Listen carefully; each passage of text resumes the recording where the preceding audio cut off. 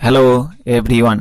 आप सभी भावी शिक्षक और शिक्षिका को मेरे तरफ से नमस्ते, सलाम और आदाब। आपके अपने YouTube channel the knowledge success में स्वागत है। मैं आप लोगों के लिए सफलता बैच 2022 लेकर आए हैं, जिसमें 2022 में सफलता प्राप्त करना निश्चित है। साथ ही आपने थंबनेल पर देखा होगा कि एक बार की पढ़ाई सभी एग्जाम की तैयारी। आपको सही देखा, आपने 2 से 4 क्लास देखने के बाद आपको खुद पता चल जाएगा कि सही में उसी प्रकार की पढ़ाई होती है कि नहीं। इस चैनल पर मैं चैलेंज करता हूं कि ऐसा कंटेंट आपने कहीं नहीं देखा होगा। जो लोग मेरे चैनल पर पहली बार देख रहे हैं वह सब्सक्राइब, लाइक और शेयर करना न भूलें। आपका एक लाइक मुझे और अच्छे पढ़ाने की उत्साह बढ़ाते हैं। चलिए बिना समय व्यतीत किए अपने टॉपिक पर आते हैं। सीडीपी के पास सबसे पहले आप साइकोलॉजी के परिचय कराते हैं। आइए जानते हैं साइकोलॉजी के बारे में क्या है साइकोलॉजी। आइए साइकोलॉजी के बारे में जानते हैं। कहते हैं साइकोलॉजी फैक्ट कहता है कि यदि आप अपने आदत को बदलना चाहते हैं तो कोई भी काम करने से पहले अपने आप से पूछो कि इस काम करने के बाद मेरी क्या पहचान बनेगी, और अपना पहचान जान ले। ऐसे करने से केवल 15 दिन में ही आपको फ़र्क दिखने लगेगा कि आपकी आदतें आपको ठीक हो गए हैं। इसीलिए जो भी काम करना है वह पूरी मेहनत और शिद्दत के साथ कीजिए, ज़रूर सफलता मिलेगी। कहते हैं शिक्षा में सबसे ज़्यादा ताकत होती है जिससे पूरी दुनिया को बदला जा सकता है। वह दिखाया था, आपने देखे थे।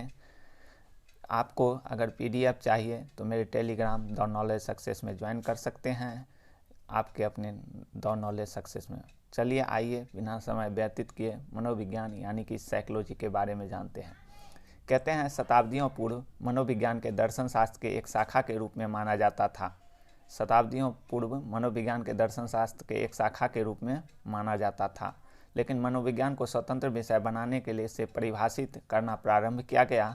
मनोविज्ञान के अंग्रेजी में साइकोलॉजी कहते हैं। साइकोलॉजी शब्द का सबसे पहले रुडोल्फ गौक्ले ने 1590 ईस्वी में किया था। विस्तृत व्याख्या और प्रचलन में लाने वाले एमएफ लॉन्चे थे।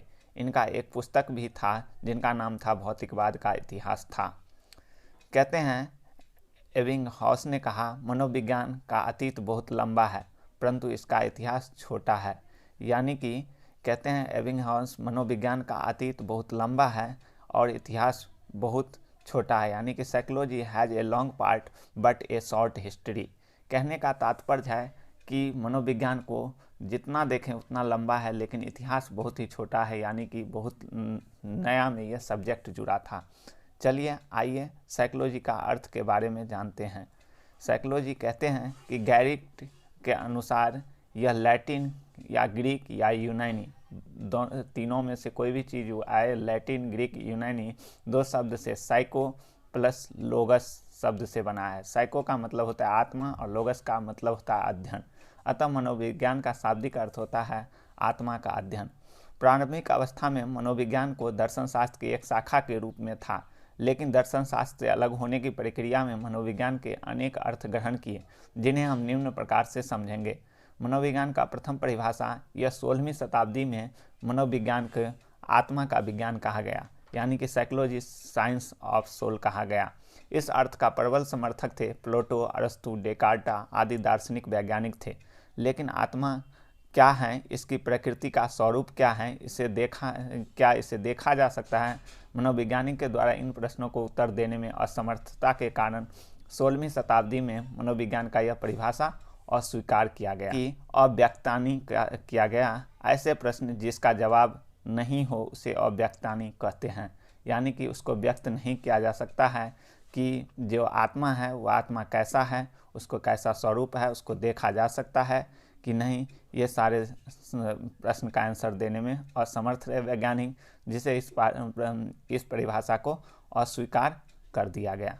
आगे दूसरा मनोविज्ञान का दूसरा परिभाषा 17वीं शताब्दी में मनोविज्ञान को मन या मस्तिष्क का विज्ञान कहा गया। इसके प्रबल समर्थक इटली के प्रसिद्ध दार्शनिक पोम्पोलॉजी के अलावा लॉक और बर्कली भी प्रमुख थे। लेकिन मन या मस्तिष्क क्या है, इसका अध्ययन किस प्रकार किया जा सकता है, कोई भी विद्वान मन की प्रकृति तथा इसका स्वरूप का निर्धारण नहीं कर सका। इस कारण से इस परिभाषा को भी अस्वीकार किया गया। तीसरा है मनोविज्ञान का तीसरा परिभाषा 19वीं शताब्दी में दी गई, जो मनोविज्ञान चेतना का विज्ञान कहा गया। कहते हैं इसके प्रबल समर्थक थे विलियम जेम्स, विलियम हुल्ट, वाइस और जेम्स स्लेकी मनोविज्ञान के प्रमुख थे। इनके केवल चेतना मन की बात की। इनका मानना था कि मनोविज्ञान मनुष्य की चेतना क्रियाओं का अध्ययन करता है, जबकि फ्राइड का मनोविश्लेषण बाद में चेतना मन के अलावा अचेतन, अर्धचेतन और मन के बारे में बताया गया है। मनोविज्ञान केवल चेतन मन का ही नहीं बल्कि अचेतन, अवचेतन आदि प्रक्रियाओं का अध्ययन करता है, जिस पर इन्होंने कोई भी चर्चा नहीं की।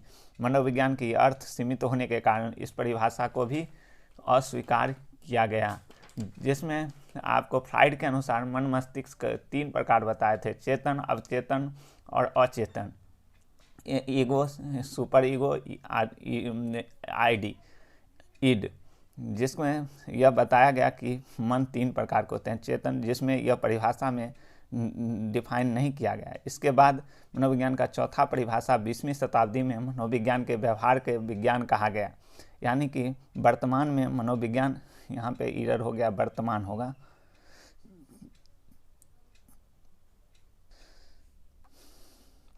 यहाँ पर वर्तमान होगा, यहाँ पे एरर कर दिया। वर्तमान में मनोविज्ञान ने इसी अर्थ को सर्वमान्य अर्थ के रूप में स्वीकार किया।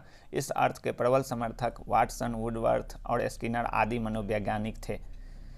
कहते हैं कि सर्वप्रथम, नोट में याद रखिएगा, सर्वप्रथम मनोविज्ञान अपनी आत्मा को छोड़, फिर वह अपने मन को त्याग और फिर अपनी चेतना को खोई, अब वह व्यवहार ढंग को अपनाए हुए हैं।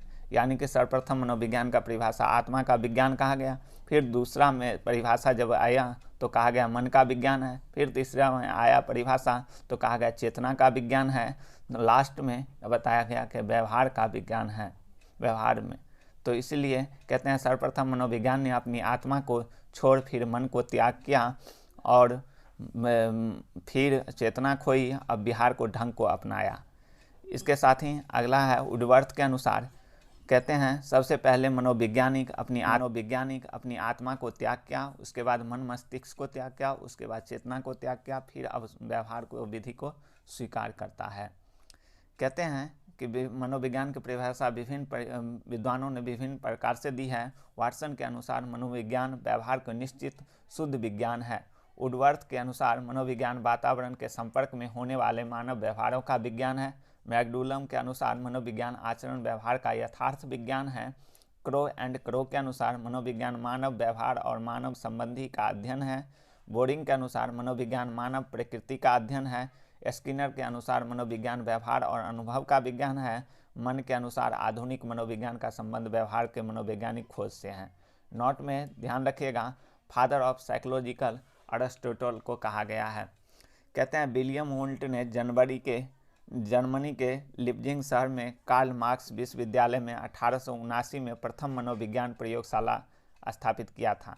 भारत में 1915 में कलकत्ता के सेनगुप्त द्वारा स्थापित प्रथम मनोवैज्ञानिक प्रयोगशाला स्थापित किया, इसलिए विलियम वुड को प्रयोगात्मक मनोविज्ञान का जनक कहा जाता है। किसको कहा जाता है? तो विलियम वुड को ही प्रयोगात्मक मनोविज्ञान का जनक कहा जाता है। और भारत में कलकत्ता में 1915 में सेनगुप्त के द्वारा स्थापित प्रथम मनोवैज्ञानिक प्रयोगशाला रखा गया, यह याद रखिएगा। और विलियम वुड कहाँ के थे? जर्मनी के थे, लिप्जिंग शहर के। कार्ल मार्क्स विश्वविद्यालय में 1879 में प्रथम मनोवैज्ञानिक प्रयोगशाला स्थापित किया, इसको याद रखेंगे। कहते हैं your success is our aim, आपका सक्सेस ही हमारी मकसद है। इसी के साथ आपको बता दें कि इसी के साथ आप लोगों को एक मोटिवेशनल कोट्स के साथ विदा लेंगे। कहना है कि हाय भी करेगा, हेलो भी करेगा, तुम एक बार सफलता पालो, आज इग्नोर करने वाले तुम्हें फॉलो भी करेगा। कहते हैं कि जब तक आपकी सफलता नहीं है तब तक आपको पूछने वाला नहीं है, इसलिए आप सफल होइए, अपने जीवन को खुशहाल बनाइए। इसी के साथ आप सभी भावी शिक्षक और शिक्षिका अपना ख्याल रखें और अपनों का ख्याल रखें। आपको मेरी पढ़ाई अच्छी लगी हो तो मेरे चैनल को सब्सक्राइब, लाइक और शेयर करना न भूलें। साथ ही आप लोगों को कोई समस्या हो तो कमेंट बॉक्स में ज़रूर लिखें, जिससे आपकी समस्या का समाधान हो सके। जय हिंद, जय भारत।